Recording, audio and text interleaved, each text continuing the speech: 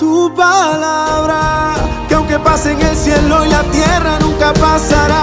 Tu palabra, que nunca regresará vacía. Tu palabra es mi alimento, mi delicia, cuánto amo yo. Tu palabra.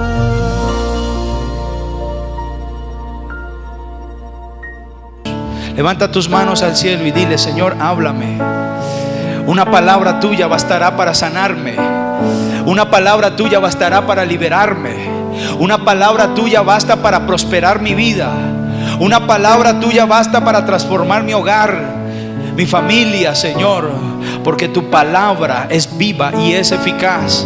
Tu palabra es como una espada cortante de doble filo que penetra hasta lo más profundo de nuestro ser, discierne las intenciones de nuestro corazón, mira nuestros pensamientos, penetra hasta los tuétanos. Señor, gracias, gracias, gracias te damos por tu palabra. Gracias, Señor. Amén y amén. Damos aplausos a la palabra de Dios.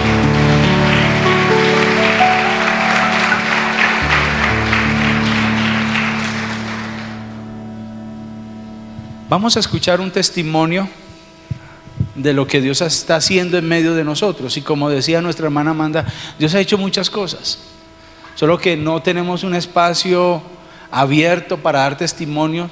Pero si usted tiene un testimonio, por favor, no se quede callado, testifique,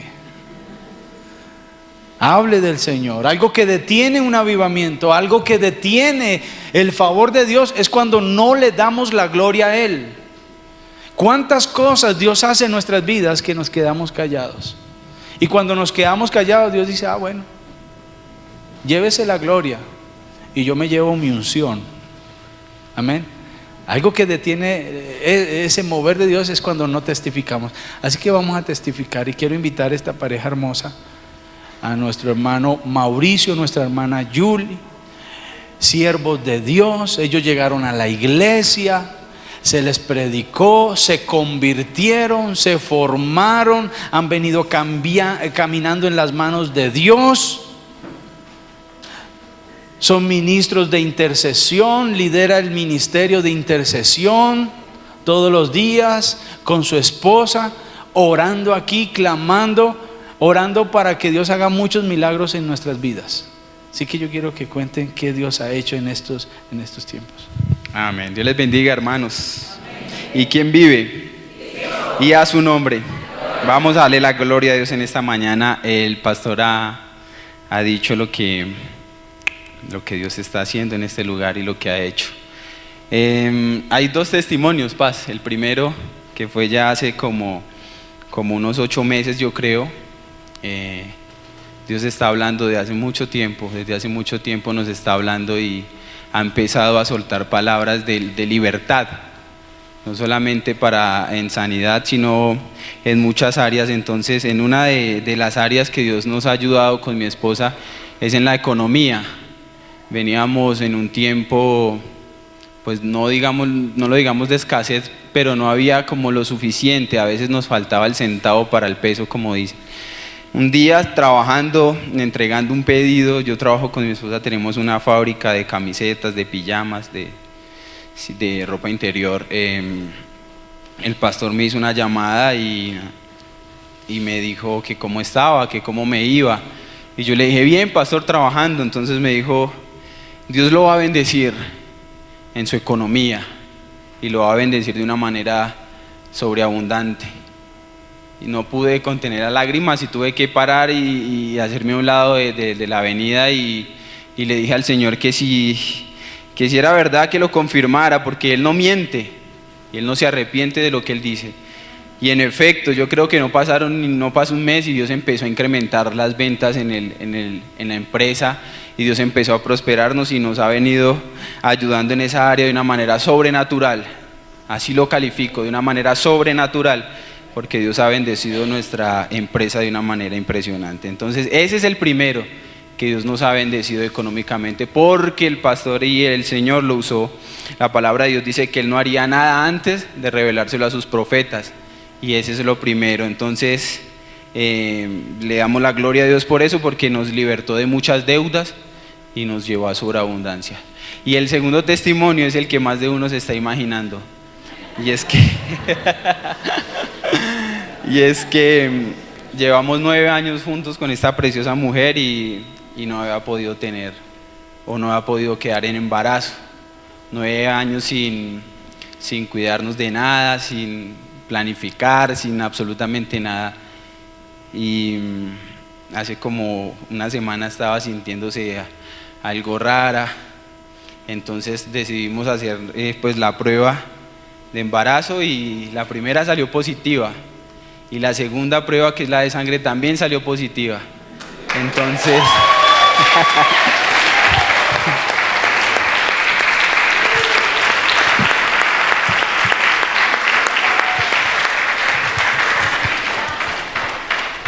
Los hermanos que vienen a orar en la mañana, todos saben que siempre pedimos solo por eso. Yo le decía, Señor, tú nos estás bendiciendo mucho, mucho.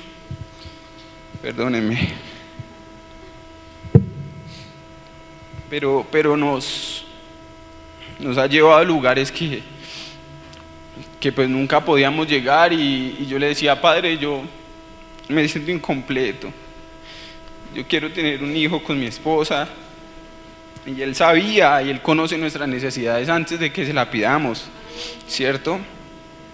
Y el pastor hace como un mes que el hermano David contó el testimonio de la esposa, que también tenía un problema de fertilidad. Él contó el testimonio y por eso el pastor dice que es bueno contar los testimonios, porque nos edifican, nos llenan y nos ayudan a ir creyendo más y más. Por eso cuando Dios haga algo no se quede callado, sino testifique, porque uno no sabe el hermano que necesita una palabra igual para que lo anime, diga, si Dios lo pudo hacer con él. Yo le decía, Señor, si tú lo pudiste hacer con David y con su esposa, lo puedes hacer con nosotros también. Eso fue hace como un mes, si no sabíamos nada. Y el pastor el domingo que pasó, la última palabra que soltó fue: hay vientres fértiles en este lugar. No sé si lo recuerdan. Seguramente ya estaba el bebé, ya estaba Julie en embarazo, pero Dios lo estaba confirmando. Así que no hay nada imposible para Dios, es lo único que podemos decir, ¿cierto? Dice la palabra, porque nada imposible para Dios. 9 años. Fuimos a una clínica de fertilidad y a Julie la revisaron y el médico fue a mirar los ovarios y encontró en la primera revisión que no tenía un ovario, porque ella sufrió de un tumor en un ovario, un tumor benigno, pero tuvieron que arrancarle su ovario. Entonces solo trabajaba con un ovario. Fueron a ver el que tenía y resulta que era un ovario poliquístico, que era bien complejo, porque ella no podía ovular bien, que entráramos en un proceso de fertilidad, no sé, un tratamiento, y el primer paso pues costaba 1.500.000 pesos y después de eso seguían 5, 10, 15 millones de pesos. Entonces le dije a mi esposa, mi amor, hagámoslo, que Dios ya nos dio el dinero, hagámoslo. Pero ella me dijo, no, porque Dios lo puede hacer. Y ahí es donde se cumple que Él reprenderá por nosotros, ¿a quién? Al devorador. Quería robarnos aún el dinero y mi esposa lo creyó, yo también lo creí. Así que aquí ya hay vida. Hay vida porque se ha soltado una palabra y porque Dios lo ha hecho. Y le damos gloria y honra a su poderoso nombre. Aleluya. Gloria a Dios. Extienda su mano sobre ellos. Padre, gracias. Hoy los bendecimos. Señor, gracias. Agradecidos por tanta bondad. Señor, tu palabra es verdad. Todas tus promesas en Cristo Jesús son sí y son amén. Señor, gracias, porque hoy se manifiesta tu promesa. Por tus llagas hemos sido curados y ellos han sido sanados. Ahora bendigo este vientre, Señor, en el nombre de Jesús, y suelto palabra de bendición sobre este vientre. Y a ti te digo, bebé, serás bendición. Serás bendición en esta tierra. Serás bendición para estos padres, para esta familia. Serás bendición para la iglesia de Jesucristo. Serás bendición para sociedad en el nombre de Jesús. Bendigo, Señor, el fruto de este vientre, como dice tu palabra, por causa de la obediencia de tus siervos. Señor, gracias. Guárdalo, Señor, que sea un embarazo, Señor, vigoroso, lleno de vida, de fortaleza, en el nombre de Jesús. Guárdalo, Señor. Ayúdalo, Señor, hasta el alumbramiento, y de ahí en adelante tu gloria, Señor, siga en su vida, Señor, oh Padre, en el nombre de Jesús. Tu palabra me enseña que tú puedes ungir a una persona desde el vientre, que así sea en este bebé, en esta niña o en este niño, Señor, en el nombre de Jesús. Muchas gracias, Señor. Amén y amén. Gloria a Dios.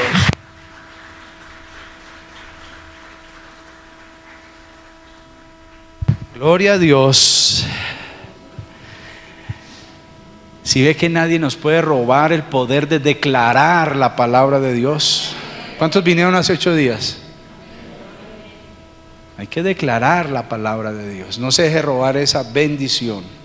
Obviamente que hay que estar como en humildad y en integridad, lo que hablábamos hace 8 días. Gloria a Dios.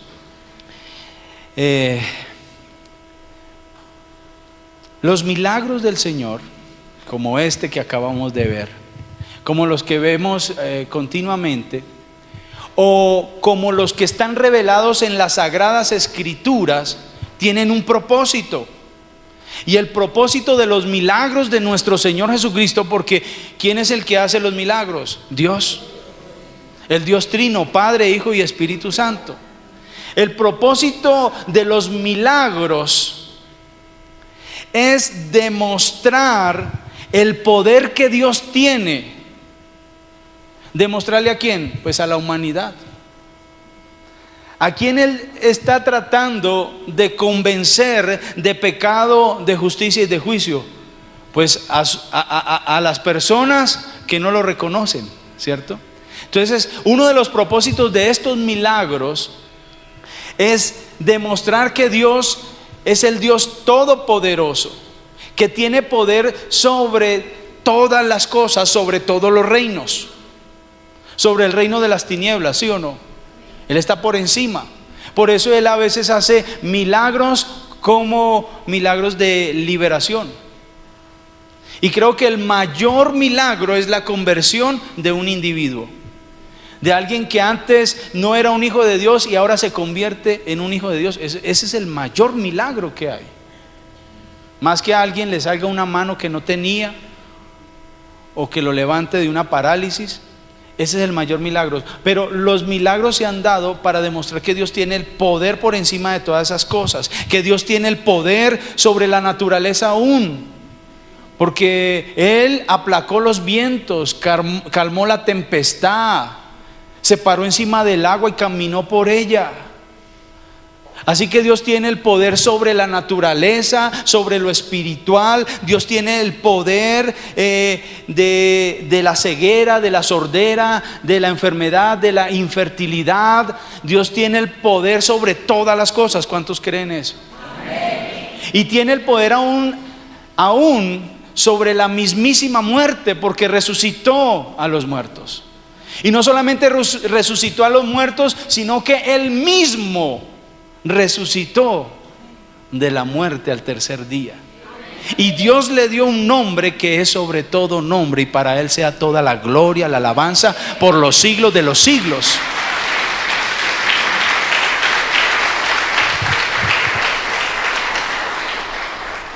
Entonces, los milagros que Dios hizo y reveló en las Sagradas Escrituras, y gracias a Dios, los milagros que todavía hace, porque Él es el mismo ayer, hoy y por los siglos. Porque hay quienes creen que Dios hoy no hace milagros, pero Dios sigue haciendo milagros. Y esos milagros se manifiestan para demostrar que Jesucristo es el Mesías prometido ampliamente por los profetas. Es decir, los milagros se convierten en señales que apuntan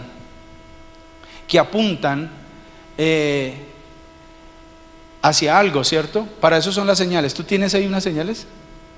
¿O las guardaste? Bueno. En los edificios hay señales, ¿cierto? Ruta de evacuación, por aquí, por allá, ¿cierto? Ahí hay una señal que dice apague el celular, si al Señor quieres escuchar, ¿cierto? Hay señales que dicen pare, ¿cierto? Entonces las señales nos indican una ruta. Los milagros, los prodigios y las sanidades y todo esto sobrenatural que Dios hace tiene un propósito. Son señales que nos muestra que Jesucristo es el Salvador del mundo. Ese es el propósito. Y detrás de cada milagro bíblico y de ahora siempre hay grandes enseñanzas. Hoy acabamos de escuchar un milagro, porque es un milagro que no haya un ovario y el otro esté cundido de quistes, donde un ovario, un óvulo no pueda tener vida ahí. Pero como decía la palabra de Dios ahorita, no hay nada imposible para Dios. Amén. Dios puede dar vida. Dios puede dar vida. Entonces, esos milagros es para mostrarnos a nosotros, demostrarlo que Jesucristo es el Señor. Y detrás de cada milagro hay grandes enseñanzas. Hay grandes enseñanzas. Y tenemos que escarbar. Y ustedes ahorita acaban de recibir su milagro. Pero detrás de ese milagro, tantas enseñanzas de fe, tantas enseñanzas de vida hay detrás de eso. En la Biblia tenemos que mirar cada milagro y mirar qué enseñanzas nos trae cada milagro. Y hoy quiero que miremos un milagro que cumplió con un propósito, no solamente en aquellos que vieron ese milagro, sino en nosotros ahora que vamos a estudiar ese milagro. Y es el milagro de la pesca milagrosa. ¿Han leído la pesca milagrosa? Este milagro se convirtió en una gran enseñanza para unos pescadores sencillos, Jacobo, Andrés, el padre de ellos, y en especial este milagro se convirtió en una gran enseñanza para Pedro. Este milagro literalmente le cambió la vida, le transformó el futuro, su destino a estos hombres. Un milagro como estos que acabamos de escuchar tiene que cambiarnos la vida. A mí personalmente también. Yo no sé por qué Dios a los siervos de Dios, a muchos siervos de Dios, los pone infértiles para después convertirse en un milagro. Eso le pasó a Abraham, a Isaac, ¿cierto? Elizabeth, ¿cierto? Porque Dios se quiere glorificar y detrás de cada milagro hay grandes enseñanzas. Así que este milagro de la pesca milagrosa transformó de manera radical la vida de estos pescadores, determinó su futuro, determinó su ministerio, determinó su manera de vivir en la vida. Para eso son los milagros. Aunque hay un problema con los milagros.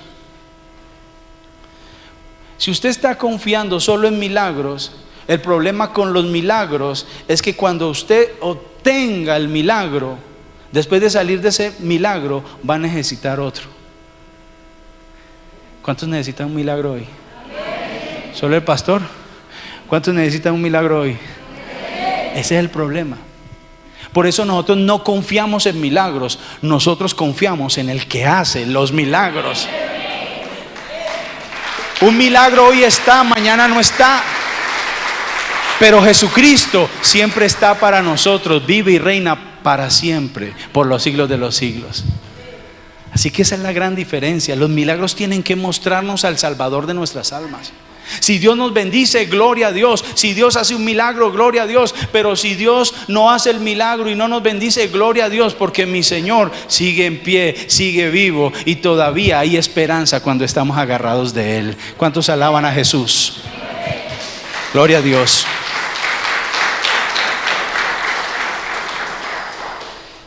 Bien, fue el llamado que Jesús le hizo a estos hombres, a estos pescadores. Y su llamado era para que se convirtieran en discípulos. Jesús los llamó a estos hombres, a estos pescadores: vengan, síganme. Entonces los invita al ministerio, y esa es la invitación que Dios continúa haciendo. Dios está llamando siempre al discipulado. Dios está llamando a las personas a que sean discípulos. Dios no vino a ser creyentes. Dios vino a ser discípulos.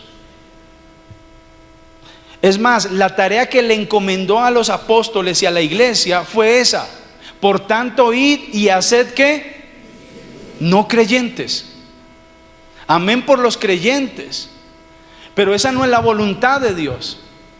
Este auditorio está lleno de creyentes y también está lleno de discípulos, y usted tendrá que ubicarse en alguna de esas dos categorías hoy a través de la palabra de Dios. Pero entiende que el llamado de Dios no es a que seas un creyente, sino a que seas un discípulo. Y hay una gran diferencia entre ser un creyente y ser un discípulo. Y Jesús estaba llamando a estos pescadores no a ser creyentes, sino a ser sus discípulos. Jesús fue muy claro con aquellos que le querían seguir. ¿Cuántos quieren seguir a Jesús? Si usted está aquí, dentro de su corazón hay esa intención de seguir al Señor, pero Él no tiene letra chiquita en el contrato. Léase Lucas capítulo 14 y allí encontrará, y le dirá el mismo Señor Jesús a usted que le quiere seguir a Él. Dice: el que quiera venir en pos de mí, niéguese cada día, tome su cruz y sígame. Es decir, seguir a Cristo cuesta.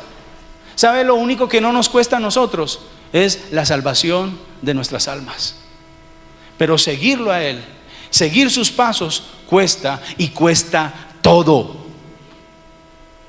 Así que hay muchos creyentes, hay muchos convencidos, pero faltan convertidos.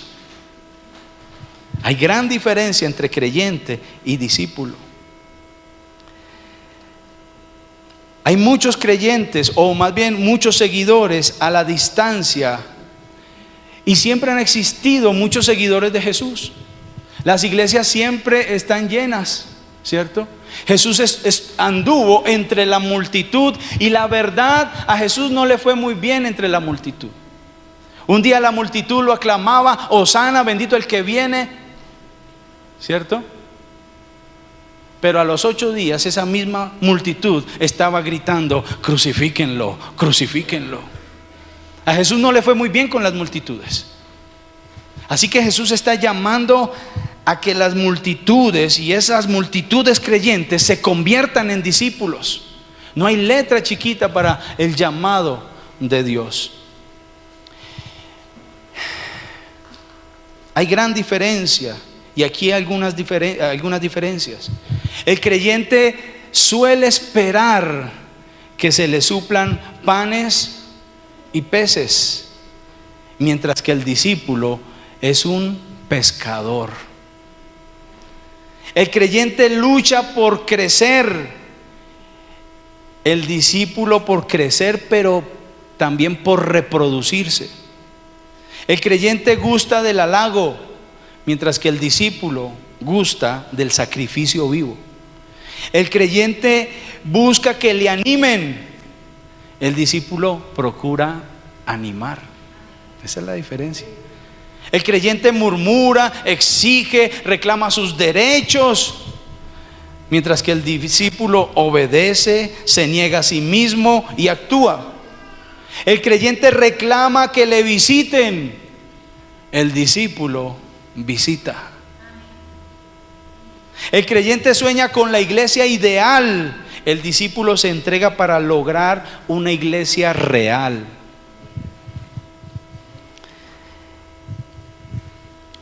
Por aquí tengo más diferencias. El creyente aislado de su congregación se lamenta de no tener un buen ambiente, mientras que el discípulo crea un buen ambiente para formar una congregación.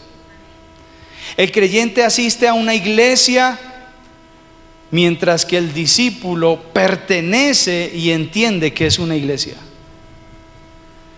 El creyente reclama derechos, el discípulo cumple con sus responsabilidades.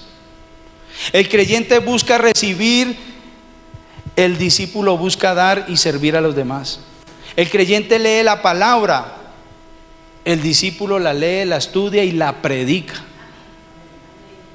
El creyente espera que oren por él, el discípulo ora por los demás. El creyente entrega algo, el discípulo lo entrega todo. Para el creyente Jesús es el Salvador, pero para el discípulo no solo es su Salvador, sino que también es su Señor, su dueño de todo lo que hace, de todo lo que piensa, de todo lo que tiene.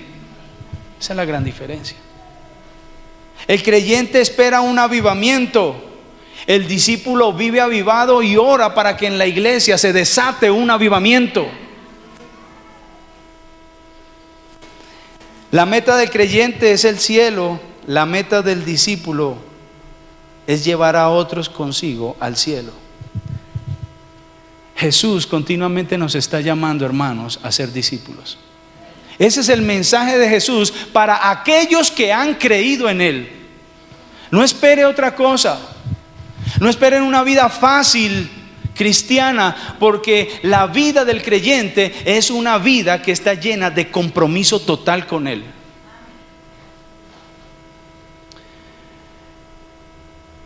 No seamos esos creyentes a la distancia, porque Jesús no se conforma y no se conformará con que usted esté aislado. Dios quiere todo de usted, todo de usted. Gracias por el entusiasmo, pero Dios quiere todo de usted.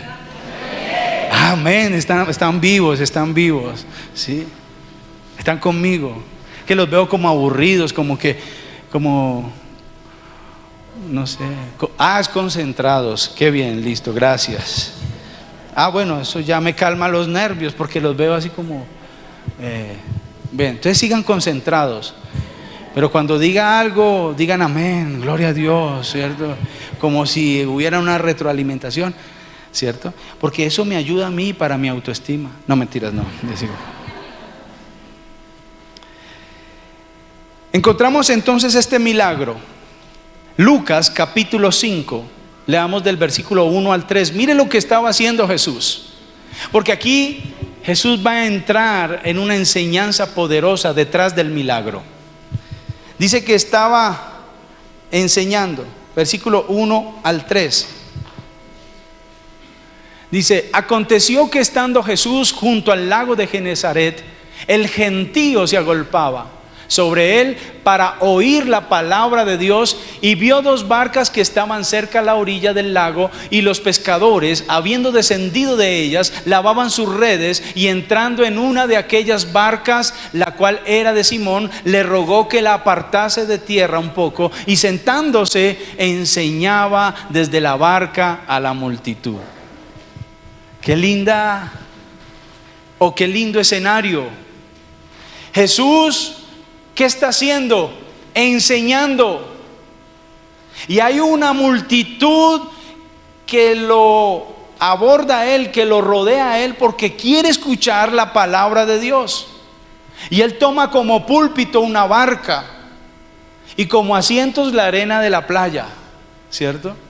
Y se para a predicar. Así que Jesús estaba ¿qué? Enseñando. Una de las facetas de Jesús poderosas es que Él es un maestro. Él es el rabí por excelencia. Es un maestro con todos los títulos, porque Él se formó con todos los títulos y está enseñando la palabra de Dios. Y como buen maestro, y creo que es el mejor de los maestros, es el mejor de los maestros. Yo creo que Jesús, donde estuviera en este tiempo, se hubiera ganado un Nobel de literatura. Era impresionante para enseñar. Tenía unos recursos impresionantes para enseñar. Él estaba en su cotidianidad y de cualquier cosa sacaba una enseñanza. Miren las aves. Miren los lirios. Y sacaba enseñanzas profundas a través de parábolas, un género literario que él usaba mucho. Y aquí Jesús, como buen maestro y como buen pedagogo, está echando mano a cualquier herramienta para enseñar una verdad que va a transformar la vida de estos discípulos. ¿Y se sentó a qué? A enseñar, a enseñar.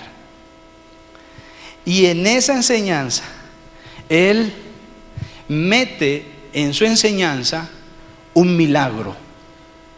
Hace un milagro para enseñar una lección tremenda para estos hombres que fueron transformados por la mano de Dios.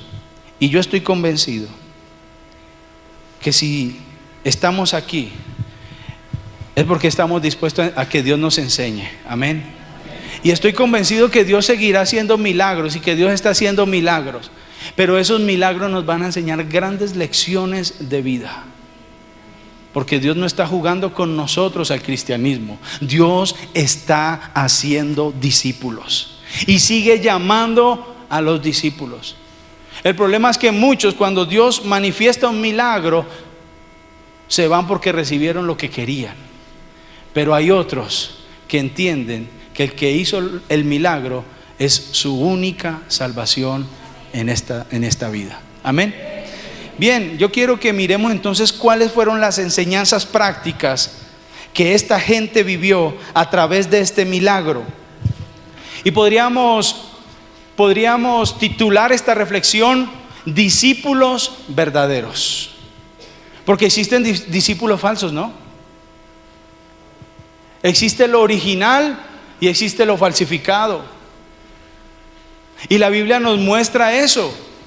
Existen los que son verdaderos y existen los que son falsos. Hoy vamos a ver en qué categoría nos encontramos, si nosotros somos discípulos falsos o discípulos verdaderos. La Biblia revela esas dos condiciones. Está el trigo y está la cizaña, ¿cierto? Están los cabritos y están las ovejas, ¿sí o no? Así que están los buenos y están los malos. Así que yo le invito, sígame los buenos. Y miremos cuáles son las características de los buenos discípulos, de los verdaderos discípulos. Y la primera característica que yo encuentro aquí es que los discípulos siempre responderán a las instrucciones de su Señor. Responderán positivamente. Mire lo que dice el versículo 4 y 5 de esa palabra que estamos estudiando.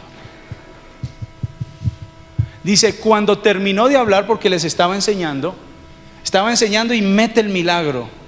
Eso es pura pedagogía, ¿cierto? Eso es pura estrategia de un gran maestro. Dice: dijo a Simón, boga. ¿Quién sabe qué les estaba hablando? ¿Alguien se ha preguntado eso? ¿Qué les estaría hablando? Tal vez lo que le estaba hablando, el milagro que hizo tenía mucho que ver con lo que les estaba hablando. Pero dice: dijo a Simón, boga mar adentro y echad vuestras redes para pescar. Respondiendo Simón le dijo: maestro, toda la noche hemos estado trabajando, toda la noche. Se lo pongo en el tono porque uno a veces lee la Biblia y no le mete el tono. Señor, toda la noche hemos estado trabajando y usted me dice que tire las redes, ¿cierto? Y le dice: toda la noche hemos estado trabajando y nada hemos pescado. Más, o eso puede ser traducido como pero, en tu palabra echaré la red. Es decir, pero como usted lo dice, yo lo obedezco. Pero lo que usted me está diciendo es una desfachatez. Lo que usted me está diciendo no es lógico, pero como tú lo dices, yo lo obedezco. Así que los verdaderos discípulos obedecen al Señor, obedecen las instrucciones del Señor. El discípulo siempre hace lo que el maestro dice. Juan capítulo 14 versículo 15. Mire lo que dice Jesús. Jesús dice: si me aman, guarden mis mandamientos. Esa palabra guardar es pongan por obra. Algunos son muy obedientes con eso y cogen la Biblia y lo guardan en la mesita de noche y al domingo siguiente vuelven y la sacan. No se trata así. Se trata de poner por obra los mandamientos de Dios. los mandamientos de Dios. Así que si de verdad nosotros somos discípulos que amamos al Señor, vamos a poner por obra los mandamientos del Señor. Mire lo que dice Primera de Juan, capítulo 5, versículo 3. Dice, pues este es el amor a Dios. ¿Cuál es el amor de Dios? Que guardemos o que cumplamos sus mandamientos, y sus mandamientos no son gravosos. Quiere decir, hermanos, que mire, los mandamientos de Dios son lógicos. Hay mandamientos fáciles de recibir de parte de Dios. Si Dios le dice a uno, no adultere, si uno le mete lógica, es un bienestar para uno. Porque el adúltero siempre está azarado y se le cumple la palabra: huye el impío sin que nadie le persiga. Uy, me van a pillar, esconde el celular, ¿cierto? Porque sabe que donde lo lleguen a descubrir, se le acaba su hogar, se le acaba su familia, se le acaba sus hijos, se le daña todo. Entonces, si Dios dice, venga, no adultere, ¿por qué? Porque te vas a hacer la vida a cuadritos. Ahora, yo no me imagino en una vida así, porque imagínese uno con 2 o con 3 suegras, no aguanta, ¿cierto? Dios, cuando nos da un mandamiento, ¿cierto?, es para bendecirnos, no para arruinarnos la vida, porque sus mandamientos no son gravosos. Pero aunque sus mandamientos no son gravosos, a veces sí nos parecen difíciles de cumplir, porque no están de acuerdo a la lógica humana. Otro pasaje, el Señor Jesús le reclama a sus discípulos. Lucas capítulo 6, versículo 46, dice: ¿por qué me llamáis Señor, Señor, y no hacéis lo que yo digo? Si usted no va a obedecer al Señor, si usted no va a cumplir con sus mandamientos, no le diga Señor, porque esta palabra Señor quiere decir el amo y dueño. Y si el Señor es su Señor, entonces es el amo y dueño de su vida. Muchos han aceptado a Jesús como su Salvador, pero no como su Señor. Muchos han aceptado al Señor como su sanador, como su proveedor, pero no mi Señor. No el que tiene dominio sobre mi vida, sobre mis palabras, sobre mis pensamientos, sobre mis finanzas, sobre mi cuerpo. No, yo no quiero ese Señor, yo quiero ser libre. Pero eso sí, ayúdeme. Pero no me pidas mi vida, no me pidas que te obedezca. ¿Por qué me llamáis Señor, Señor, y no hacéis lo que yo digo? Así que los discípulos van a responder a los mandamientos del Señor con obediencia. Responden a la orden del Señor. Y para ser obedientes a Dios, les decía ahorita, no necesariamente nosotros tenemos que entender sus mandamientos. Aquí hay hombres experimentados. Aquí hay hombres experimentados en la pesca. Jesús le está diciendo a los duros, a los que saben pescar, porque Él no le estaba diciendo a unos principiantes de la pesca. Pedro, Jacobo, Andrés, el papá, era gente experta, eran profesionales de la pesca. Y les dice: boga mar adentro. Y él dice: ¿qué? Es una locura. Si los peces en la noche siempre están en la orilla. No le está diciendo eso, pero le dice: toda la noche hemos trabajado y no hemos pescado nada hasta ahora. Y Jesús le habla que bogue mar adentro. Eso, ante la lógica del pescador, es una locura. Sin embargo, Pedro dice: pero, pues como tú lo estás diciendo, eran discípulos verdaderos. Eran discípulos que le creían al mandamiento de Dios, aunque ese mandamiento iba en contra de la lógica y de la razón humana. Obedeció.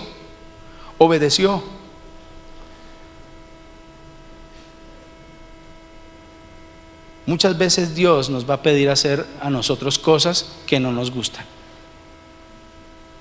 Hay cosas que uno dice: bueno, Dios no quiere que yo haga esto, pero Él tiene toda la razón porque esto me está perjudicando.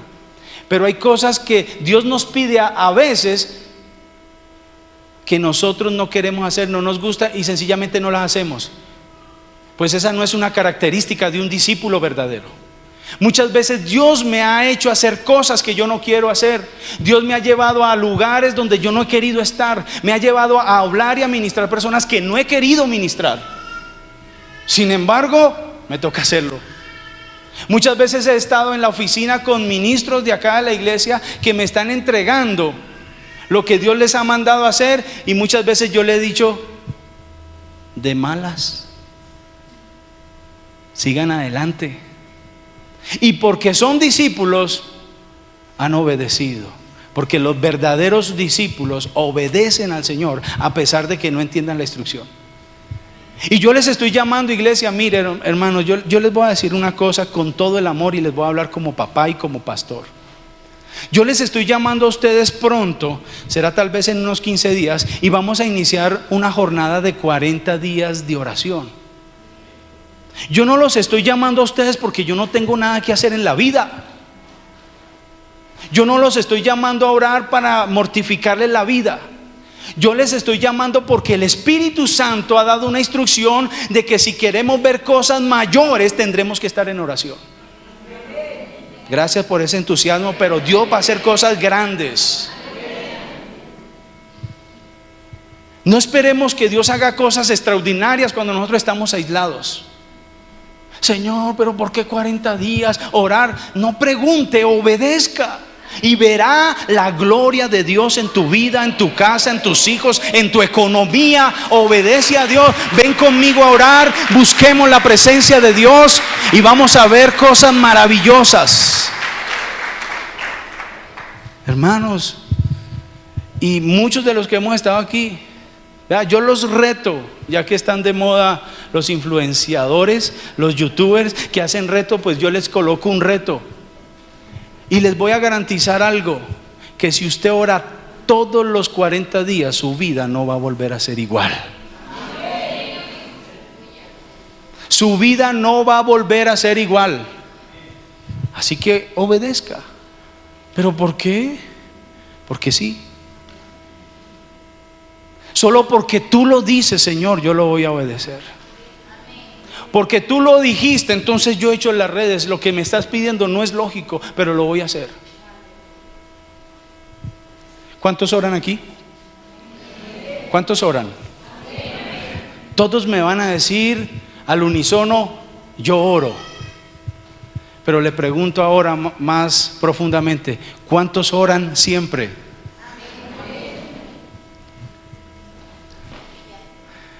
La pregunta es más profunda, ¿cierto? La instrucción no es a orar. La instrucción bíblica es a orar siempre. Y hay gente que no ora siempre. Y cuando mínimo tiene que empezar por 40 días. Y yo le digo, cuando usted ore 40 días, usted no va a querer que nadie lo saque de ese nivel espiritual. Así que invitados a orar, ya pronto les daré las fechas. Así que no cuestionemos los mandamientos de Dios. Hay mandamientos que cuestionamos. ¿Cuántos quieren ser prosperados? ¿Cuántos quieren ser prosperados?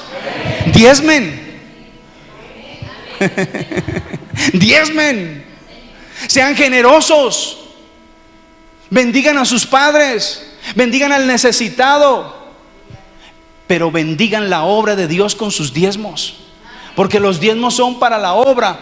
Yo no entiendo eso. No es para entender, es para obedecer. Y verás la gloria de Dios. Verás cómo los cielos se van a abrir.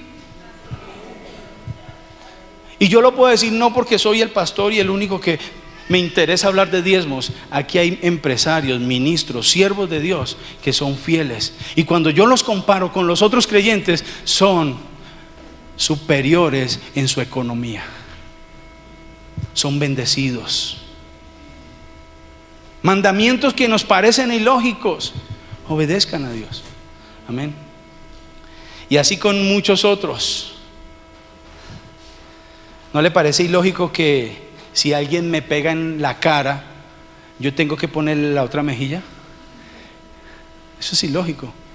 Obedezca a Dios. ¿Le parece ilógico que Dios le diga perdone al que lo tiene amargado, así amargado como lo tiene?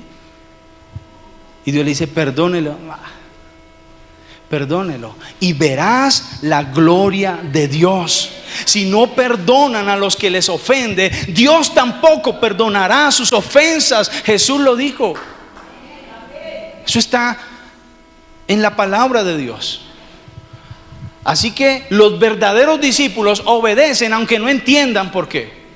Obedezcamos. Y así hay muchos mandamientos, pero no hay tiempo para hablar de esto. Los verdaderos los verdaderos discípulos se dan cuenta de que Dios puede hacer algo superior, o se dan cuenta de la grandeza de su Dios, de lo que Dios puede hacer, se dan cuenta de lo que Dios puede hacer. Los discípulos verdaderos tienen un sentido inusual, un sentido increíble de quién es Dios, porque lo conocen más a fondo. Alguien dijo: dime cuán grande son tus sueños y te diré cuán grande es tu Dios. Entonces los verdaderos discípulos se dan cuenta de lo que Dios puede hacer. Los alcances del Dios Todopoderoso, versículos 6 y 7. Y aquí vemos a estos discípulos. Como tú lo has dicho, Jesús, yo enviaré la red, dice. Y habiéndolo hecho, encerraron gran cantidad de peces y su red se rompía. Entonces hicieron señas a los compañeros que estaban en la otra barca para que viniesen a ayudarles, y vinieron y llenaron ambas barcas de tal manera que se hundía. Pedro dijo: como tú lo dices, yo creo que aunque lo que me estás diciendo es ilógico, yo creo que tú eres capaz de hacer lo que sea. Y fue y experimentó que las redes se rompían y hundían la barca, y tuvieron que llamar a los otros: vengan, traigan esa barca para acá porque esto se llenó de peces. Vino bendición, vino abundancia. Entonces el discípulo verdadero crece en su creencia en Dios. Cada vez que pasa su vida relacionándose con Dios, cada vez se da cuenta que Dios es Dios poderoso y Dios puede hacer cualquier cosa, y se da cuenta de la realidad que lo que es imposible para nosotros, posible es para Dios.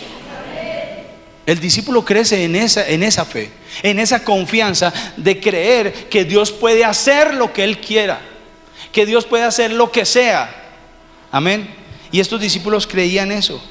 El Señor les dice: boga a mar adentro.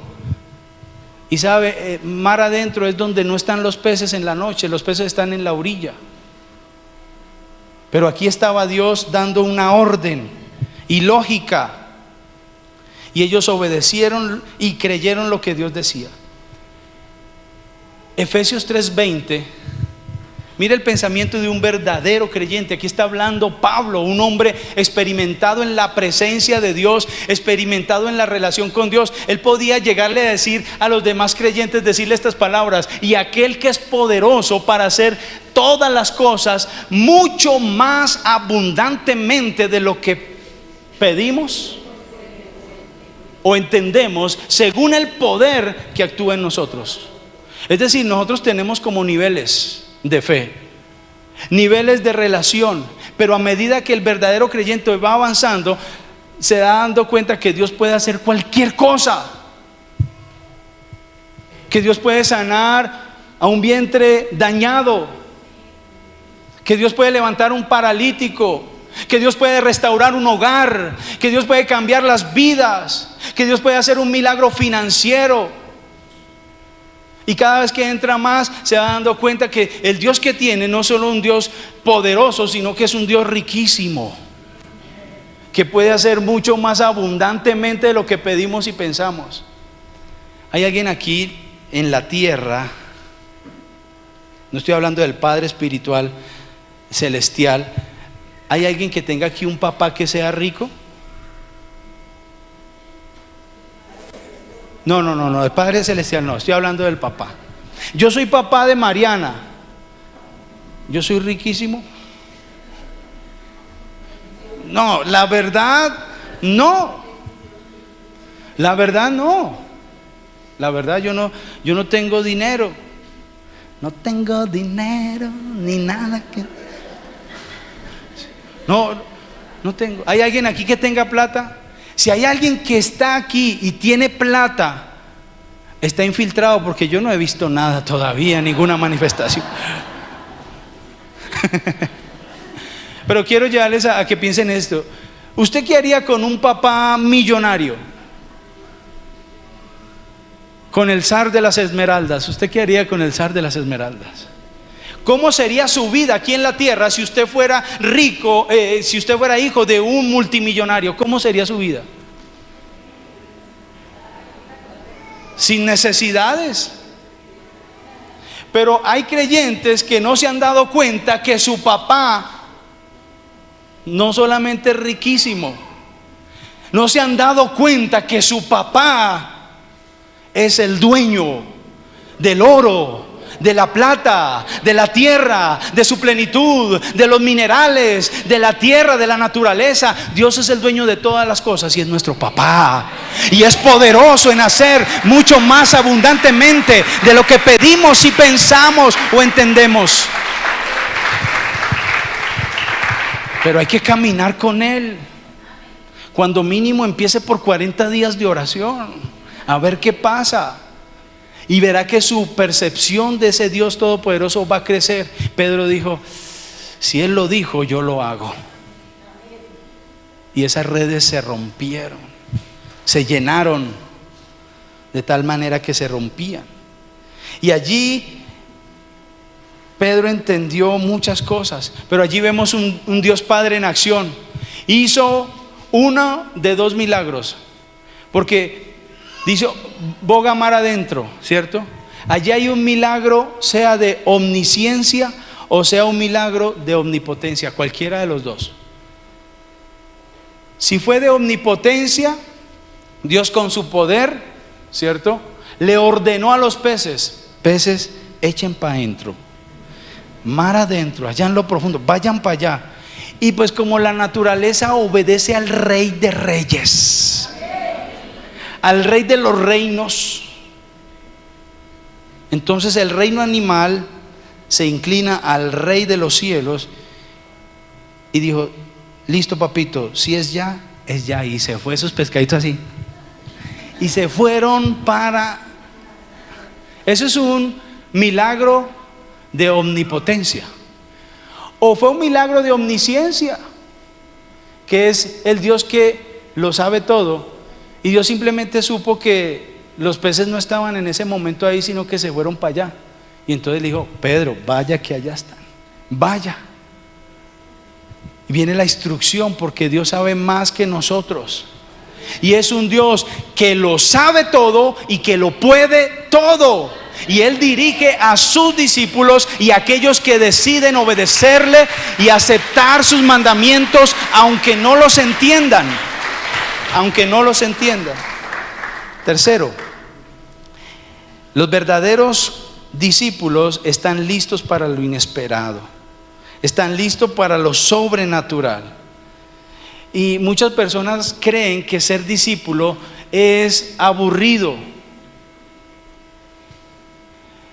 Cuando yo percibo eso muchas veces: hermanos, entren a las escuelas, vengan a la oración.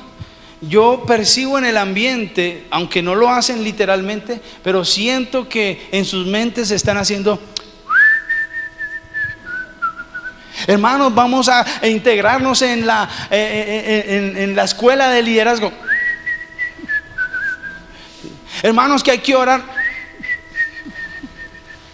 Hermanos, que vengan, ayudemos, apoyemos, sirvamos en el ministerio. Hermanos, que hay que apoyar la obra financieramente.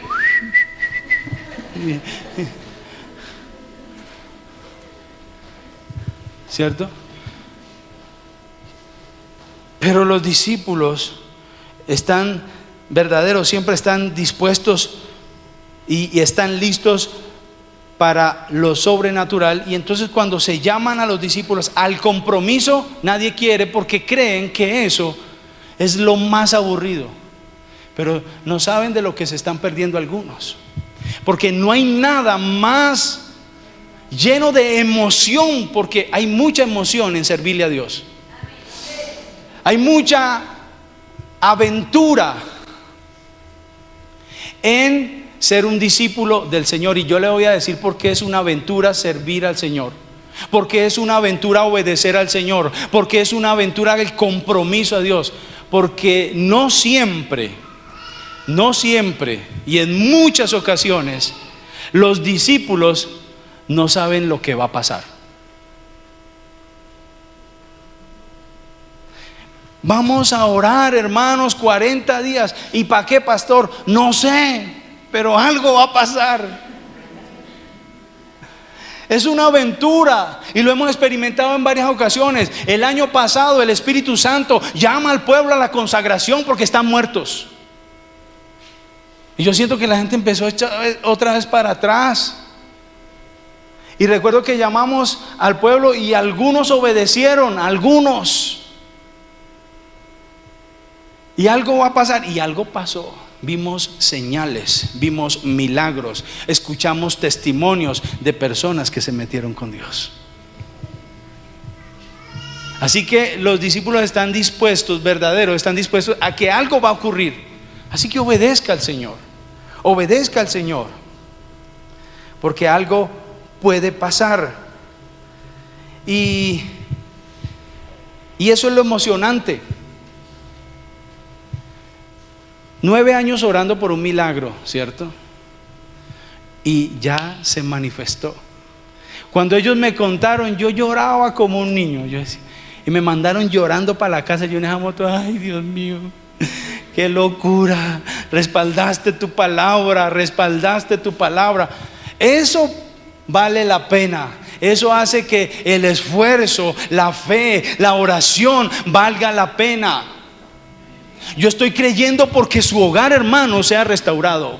Yo estoy creyendo porque sus hijos le adoren al Señor. Yo estoy creyendo porque las finanzas cambien. Yo estoy creyendo por lo sobrenatural. Yo estoy creyendo por una iglesia no que viva arruinada, sino una iglesia que viva próspera, bendecida, que ayude a los demás, que genere empleo. ¿Alguien está creyendo por eso? Porque Dios lo puede hacer. Dios lo puede hacer. Dios lo puede hacer. Lo que pasa es que nos acostumbramos tanto a las cosas, y como les decía ahora, cuando uno ve un milagro ya necesita otro, y ya después buscamos razones lógicas de cómo ocurrió ese milagro, y por algo sería, y le quitamos la gloria y la gracia al milagro. ¿Sí o no? Eso le pasó a estos discípulos. En una ocasión los alimentó a todos, y por la noche se le olvidó el milagro y estaban metidos en una tormenta, y tenía en sus pies 12 canastas, cada uno de a una, que era como un recordatorio del poder de Dios, y estaban muertos de miedo. ¿Acaso no tiene un testimonio en los pies de que Dios puede hacer milagros? Entonces podemos estar dispuestos para lo sobrenatural. Lo sobrenatural para nosotros, la iglesia de Jesucristo, y para los verdaderos discípulos debe ser algo natural. Tenemos que buscar eso, que lo sobrenatural sea natural. Y por último, los discípulos dependen de Dios, no de sí mismos. Lucas capítulo 5, 8 al 9. Los discípulos verdaderos dependen ¿de quién? Y no de sí mismo. Dice: viendo esto, Simón Pedro cayó de rodillas ante Jesús diciendo: apártate de mí, Señor, porque soy hombre pecador. Porque la pesca que habían hecho, porque por la pesca que habían hecho, el temor se había apoderado de él y de los que estaban con él. Versículo 10, la parte B. Dice: y asimismo de Jacobo y Juan, los hijos de Zebedeo, que eran compañeros de Simón. Dejémoslo ahí. Mire, el temor se apoderó de ellos, y en especial de Pedro. ¿Qué le dijo Pedro? Apártate de mí, que soy, ¿qué dice? Hombre pecador. Mire, hermanos, con este milagro cualquiera dice: la hice, la rompí, ya gané. Cualquier persona al ver semejante cantidad de peces que llenaron 2 barcas, pudieron haber dicho: no, hagamos un asado aquí, hagamos una fiesta, mire, semejante milagro. Es más, todo lo que hay aquí lo podemos comercializar y enriquecernos, porque fue un milagro grande. Pero Pedro quedó así, con la cumbamba en el piso, no por el milagro, sino por el que había hecho el milagro. Y le dijo: apártate de mí, porque soy hombre pecador. Y quiero decirle, Dios llama a sus discípulos, y antes de ponerlos en la obra del Señor, Dios tiene que enseñarte algo: que tú no eres nada y que Dios es todo. Así que los verdaderos discípulos no dependen de sus fuerzas, de sus estrategias, de su inteligencia, de sus capacidades, de su unción, de su santidad. Los verdaderos discípulos del Señor dependen del Dios Todopoderoso y que puede hacer cualquier milagro. Así que Dios nos está llamando a depender de Él, de su presencia, de su palabra. Esos son los verdaderos discípulos, no alguien que vive confiando en sí mismo. Y Pedro dice: apártate de mí. Eso mismo le pasó a Isaías, eso mismo le pasó a Gedeón, eso mismo le pasó a Moisés. Isaías dice que el carbón encendido: ay de mí que soy hombre impuro de labios, hombre pecador. A Moisés Dios le dijo: ¿quieres venir? Entonces quita el calzado de tus pies, porque el lugar donde tú estás, tierra santa es. Así que Dios va a tratar con tu pecaminosidad.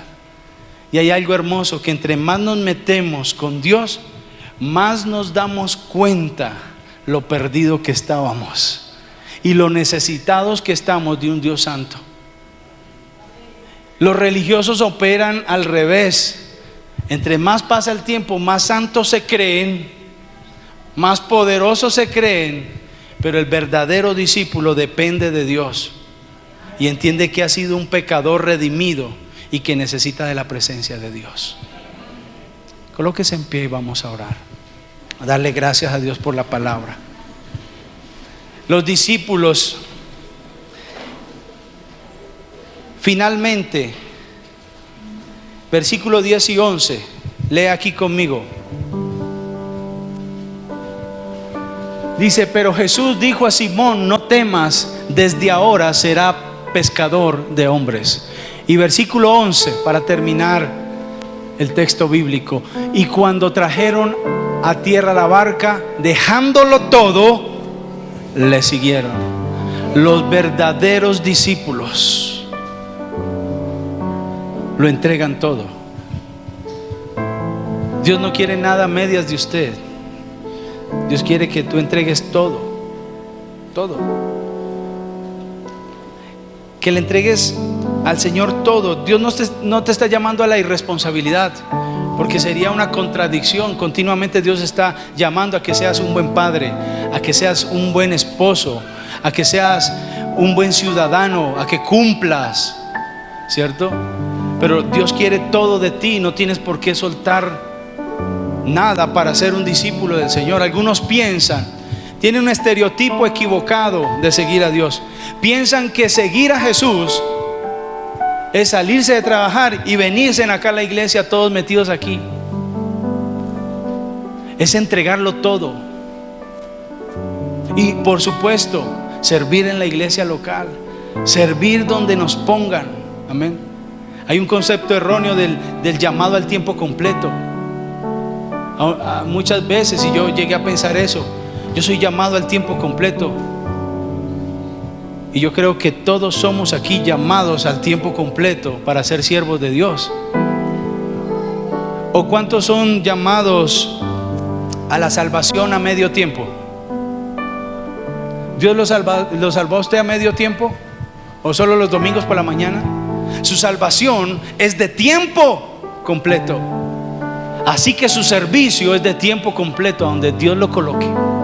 Si algún día Dios lo tiene para colocarlo aquí a trabajar conmigo hombro a hombro y vivir en la iglesia, pues bienvenido. Amén. Pero que sea Dios, ¿cierto? Señor, te damos gracias. Tú no estás buscando creyentes, tú estás buscando discípulos. Discípulos que entienden, Señor, oh Padre, tus propósitos. Discípulos que no cuestionan tus mandamientos, sino que los obedecen, aunque no los entiendan. Discípulos que están preparados para las cosas sobrenaturales y poderosas. Tú estás buscando discípulos, Señor, oh Padre, que caminen contigo y que lo entreguen todo. Te damos gracias por eso. Hoy bendigo a la iglesia. Señor, yo te estoy clamando, te sigo clamando por un avivamiento. Te sigo clamando por la gloria tuya. Te sigo clamando, Señor, para que levantes, Señor, oh Padre, este pueblo como una lumbrera, como un faro, Señor. Padre, que seamos luz en medio de las tinieblas, y que a través de las señales y prodigios que tú estás haciendo y que tú harás, Señor, les mostrarás a las personas que tú eres el Salvador de nuestras almas. Señor, tú les mostrarás que a ti debemos nuestras vidas. Señor, hoy bendigo a tu pueblo. Espíritu Santo, yo te pido que coloques convicción en el nombre de Jesús. Hermano, en esta hora yo te digo algo muy contundente. Te hago responsable de esta palabra que el Señor nos dio hoy. Tú eres responsable de obedecer a Dios en el nombre de Jesús. Pero también te bendigo y declaro sobre ti que tú tendrás la valentía de obedecer, de comprometerte, de hacer de tu vida un discipulado verdadero para el Señor. En el nombre de Jesús serás un verdadero discípulo que obedece al Señor en el nombre de Jesús. Padre, gracias por tu presencia y gracias por tu palabra. Levantemos aplausos al Rey de Reyes, Señor de señores. Muchas gracias, Señor. Gloria a Dios.